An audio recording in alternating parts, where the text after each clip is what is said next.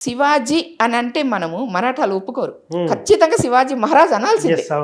ఎవరికీ లేదు. ఇప్పుడు అశోకుడు ఉన్నాడు, చంద్రగుప్త మౌర్యుడు, వీళ్ళు ఇంతమంది ఉన్నారు. కానీ వాళ్ళని ఎవరిని మనం చంద్రగుప్త మౌర్య అని అశోక అన్నా కూడా ఎవరు ఏం పట్టించుకోరు.